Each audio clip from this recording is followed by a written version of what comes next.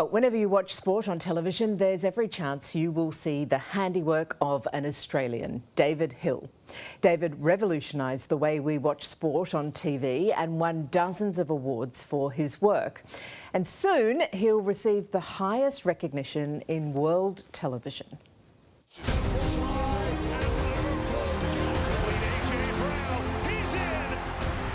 I fell in love with television then and there, and I thought that is one of the coolest things ever. There was a touch of madness, but also genius as well. Turn on any sports broadcast around the world and it has David Hill's fingerprints all over it. Score boxes, multiple cameras, explanatory graphics, expert analysis. All of these innovations started somewhere, and that somewhere was the brain of Hill. Well, I used to sit and watch sports with my dad. My dad started life as a coal miner up in Newcastle when he was about 13, 14. Break the dummy half, shows it across field. I put myself back when I was watching with my father that I never wanted to be in a position where the kid turned to the parent and said, "Why is that?" And the parent said, "Well, I don't know." After a grounding in newspapers, political reporting and television presenting, Hill was drawn to sport. This ground, the old Fitzroy ground in Brunswick Street. I had this almost spiritual change that I suddenly realised that politics, people talk, economics, people talk, but in sports you have to do it. It's like this crucible of truth. And you can't just talk about it, you've got to actually do it. He produced national sports shows on the ABC and Seven. Then Kerry Packer called. I met with Mr. Packer. A unique experience, a very unique experience to meet the legend. And away we went with World Series cricket back in 1977.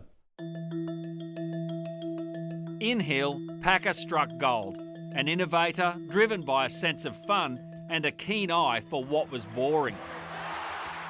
At times, test matches were dull, so David came up with Daddles. Daddles the duck was really the love child of Mr. Seagull. In the Adelaide Oval back then, there was like huge flocks of seagulls. So I said to Jane, just put up Mr. Seagull. And I said, BC, can you get me a shot of a close-up of a seagull? So up comes a seagull, super Mr. Seagull, and everyone, I thought that was very funny. I thought it was very funny. And so we're at the MCG, and the MCG puts a duck up on the scoreboard if someone's out without scoring. So I talked to an animator, and we ended up with Daddles. Bill Laurie will never, ever forgive me for this. And it was, I never told anyone that I was going to do it. And then suddenly we had, I can't remember who the batsman was, boom, out for a duck. And I said, roll it. And on appears Daddles. Bill Laurie, he grabs his microphone and he said, that David Hill's obviously never played cricket. It's bad enough being out for a duck without being followed back to the pavilion by one. And he's turned around. I thought it was hysterical, and then we christened him Daddles. So what did Kerry think when there was a duck walking across the screen? Kerry always let you know if he liked something or didn't. You never were in two minds about what Mr. Packer thought. And I thought because he didn't fire me, as he did 22 times, I resigned 23, that Daddles was okay. Daddles was just the start. World Series cricket unleashed David's full televisual creativity, as dramatised in How's That? Kerry Packer's War. 5 cameras. 5? I thought you said 4. That 5's better. And Colin, we got this great idea. What? Sound. Record them at the wicket. You can hear the whole bloody thing. What if it rains?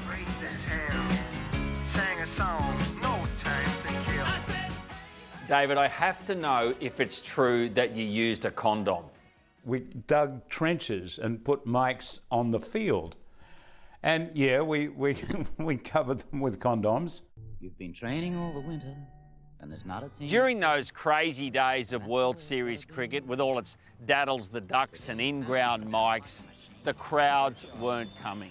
But then on one amazing afternoon and night here at the Sydney Cricket Ground, Hill realised it was working, and it was all to do with this song. Come on, Aussie, come on, come on. It was commissioned by John Cornell, aka Strop, written by advertising jingle writers Alan Morris and Alan Johnston. John rang and said, listen to this is what Mo and Joe have come up with, and he played it to me. And I thought, it's incredible. At the same time, behind the scenes, we were putting in the floodlights at the SCG. And that first day night came, we looked out and we saw the place was packed, and we looked at each other and we virtually both cried and said, it's working, it's working.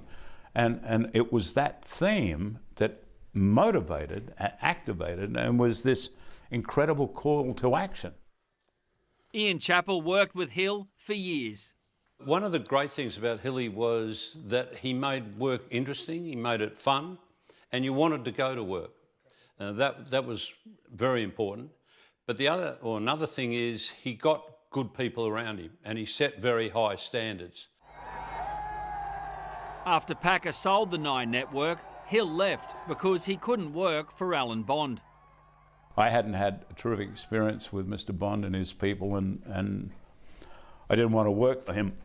And at that time, a guy called Jim Stiles called me from London and said, Kerry, Rupert wants to see you.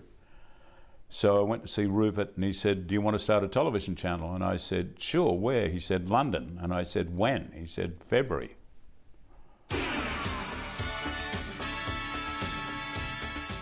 He launched Sky Sports, and the Premier League allowed Hill to establish himself as an industry legend when he introduced what would be known as the Fox Box. A simple idea, but revolutionary more than 3 decades ago. A permanent on-screen scoreboard and time graphic. Point blank range, and it's knocked in by Donny. I sat down to watch a football game. It was being broadcast by the BBC, and I didn't start till about 10 after 3. And after 20 minutes, I had no idea of the score, none whatsoever. And I wouldn't have got the idea had any other broadcaster, but the BBC back then was so lazy. And so I thought, well, this is a simple fix. If I ever get football, I'll put a little chyron up in the corner with the score and time. To me, it was no big deal. It was a logical thing. This is it. Today. He followed Murdoch to the US to launch Fox Sports in 1993, but the Fox Box was initially not such a hit with some NFL fans. I got 5 death threats, and they were all very logically written. It was effectively, you're a foreigner, you're screwing with football, we know where you live, and we're going to kill you. Blitz coming. He survived and continued to innovate, introducing the first down line to make the game easier for viewers to follow. Roger Goodell, the NFL commissioner, we're talking about the first down line, and he said that it was it's helped NFL around the world because it's a simplistic way of understanding where they have to, what a team has to achieve. It earned Hill a spot in the Sports Broadcasting Hall of Fame, unlike the glowing puck in ice hockey, which outraged a nation. Canadians kind of took great umbrage that anyone would think that you could watch hockey and that you didn't fully understand it. Hill became president of Fox Sports, then chairman of the Fox network, as well as vice president of 21st Century Fox and chairman of National Geographic. But he couldn't stay away from live television. Your eyes are nuts. Thank you. I produced American Idol for 3 years, and at the same time I was involved with restructuring National Geographic Television. And then the Academy asked me to produce the Oscars in 2016. It was the 88th, and it was Oscars So White, actually. It was an interesting period, and Chris Rock was my host. Well, I'm here at the Academy Awards, otherwise known as the White People's Choice Awards. Hill is about to receive the highest accolade in world television, a Lifetime Achievement Emmy Award. to go with that wall full you can see behind him. And it doesn't matter if you're producing a show that's going out to an audience of 20,000 or like doing an Oscars with 20 million or doing a Super Bowl with 150 million. It's still exactly the same. I don't think it matters what award they give David Hill, he'll still be the same person. They could pat him on the back all they like, but he's still David Hill. You don't see your audience, you just do the show and do it the best you can. A great story, and he'll be given that Lifetime Achievement Emmy next month, and it's richly deserved.